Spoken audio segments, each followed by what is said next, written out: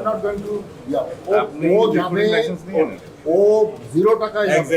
Exactly sir, এখানে আমাদের সাথে আনসারের সাথে বাকিদের ডিফারেন্স মানে ওকে আমার সাপোর্ট দেওয়া হবে। সাপোর্ট দেওয়া হবে, নট তারপরে কত answer আছে যে, বাট তো সে আপনার নিজের একটা- জমি জমা বিক্রি করে আসবে না লাগবে এটাই না। হচ্ছে আমাদের আগে 3 লাখ টাকা ছিল, we have increased it to 10 lakh. Chief যেটা বলতেছে যে আমরা রিক্রুটিং লাইসেন্স নিজেরা হ্যান্ডেল করলে শুধু বিমান ভাড়া এন্ড ভিসা এটাই লাগবে, আর কিছু লাগবে না।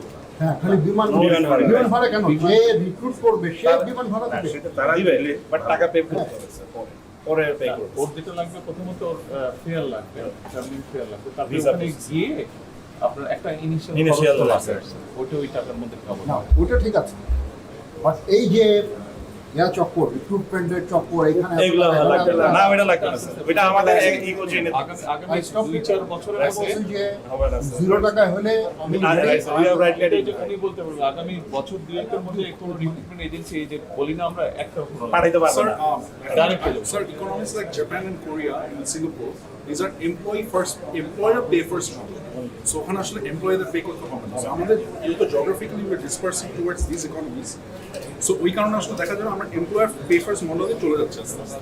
মানে ওইটা হলে টাকা লাগবে না স্যার, টাকা কমে Sir, যাবে। মানে ওদের কোনো দেশেই আস্তে আস্তে লাগবে না, যেমন মালয়েশিয়াতে আমরা ওটা কাজ করছি, ওর লাগবে না, আপনার নেক্সট ইয়ার থেকে এইটা লাগবে, যখন বন্ধ হয়ে যাবে তখন all kind of irregularities Delivery বন্ধ হবে অনেক কমে আসবে।